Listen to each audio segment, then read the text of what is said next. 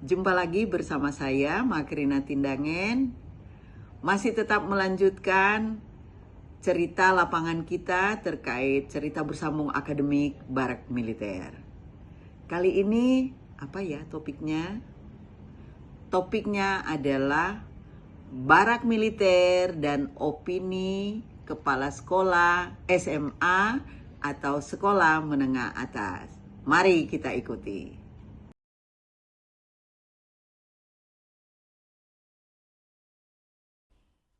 Bu Rosna sebagai Waka Kesiswaan di SMA Negeri 2 Kota Samarinda, apakah Ibu pernah mendengar tentang kebijakan Gubernur Jawa Barat terkait Barak Militer? Iya, pernah Ibu. Nah, saya ingin bertanya lebih dalam lagi, kalau gitu gimana ya tanggapan Bu Rosna terkait kebijakan Barak Militer tersebut? Iya, kalau menurut pendapat saya sih, ini untuk saya Bu Ya, ya. itu sangat bagus karena kita tahu kalau seorang atau beberapa siswa itu kan karakternya berbeda-beda ya Bu ya. Jadi selama ini kita menghadapi berbagai macam karakter siswa, ada yang baik, ada yang disiplin, ada yang taat pada aturan. Nah, mungkin kalau anak itu sudah kita ada pemanggilan orang tua, sudah kita sikapi dari pihak sekolah, kemudian mungkin anak itu masih tidak berubah, alangkah baiknya. Jadi saya setuju aja sih dengan pendapat beliau. Iya. Berarti Ibu sebagai Waka Kesiswaan itu menyetujui hal tersebut, tetapi untuk yang siswa yang mengalami masalah yang ekstrim gitu ya, yang ekstrim. Misalnya sudah tidak bisa lagi ditangani oleh orang tua, dengan sekolah, sudah bekerja sama pun tidak bisa gitu ya Bu Rosna ya. Iya, seperti itu. Iya, karena sehari-hari Ibu sebagai Waka Kesiswaan kan mengetahui gitu ya bagaimana perkembangan yang terjadi pada siswa. Ada hal yang Ibu ingin ungkapkan terkait kalau Ibu lihat perkembangan yang ekstrim pada siswa? Ya, ada beberapa hal sih yang bisa kita lihat mungkin dari segi keluarga Ibu atau kondisi ekonomi. Baik. Jadi anak-anak itu kita tidak boleh menjudge bahwa anak ini nakal atau anak ini malas. Kita harus melihat kembali, kalau bisa ada home visit ya untuk ke rumah-rumah anak-anak. Gimana sih latar belakang mereka sampai ada kejadian-kejadian yang mungkin kita tidak inginkan. Oke, luar biasa ya tanggapan Ibu. Iya. Baik, terima kasih Bu Rosna. Saya bisa menangkap apa yang Ibu sampaikan, bagaimana keterkaitan Barak Militer yang Ibu pandang dari sisi Waka Kesiswaan di SMA Negeri 2 Samarinda. Luar biasa Ibu Rosna. Terima kasih Bu Rosna. Sama-sama Ibu, terima kasih. Pak Kristo sebagai Kepala Sekolah SMA Asisi Samarinda, saya ingin bertanya terkait kebijakan yang dilaksanakan ya di Jawa Barat oleh Pak Deddy Mulyadi, yakni Barak Militer. Apakah Bapak tahu tentang kebijakan itu? Terima kasih Ibu. Saya mendengar ya informasi itu dan juga saya melihat di sosmed, memang itu sangat viral sekarang ini. Ya. Lalu setelah Bapak tahu ya itu, kemudian gimana ya tanggapan Bapak sebagai kepala sekolah? Ya, menarik sekali ya, karena itu sesuatu yang out of the box, bahwa sebelumnya belum pernah dilakukan oleh kepala daerah dan beliau lakukan.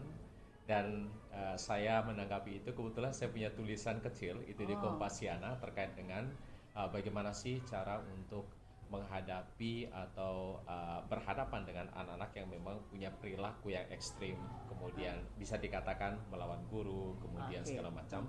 Dan saya tulis itu di Kompasiana. Dan memang saya juga concern melihat dari sudut pandang yang berbeda terkait dengan program Barak Militer itu gitu. Luar biasa. Lalu gimana Bapak misalnya mengaitkan ya, misalnya out of the box itu sebagai unconditioning stimulus ya di sekolah ini, di SMA Santo Fransiskus Assisi ini?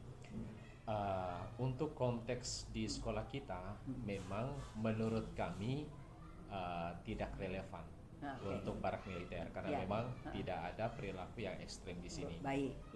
Dan anak-anak di sini pada umumnya mereka well organized di sini, jadi memang tidak relevan. Cuman satu hal yang saya menangkap dari program barak militer ini adalah bahwa program itu betul-betul memang karena kebutuhan di lapangan, dan memang itu harus dilakukan.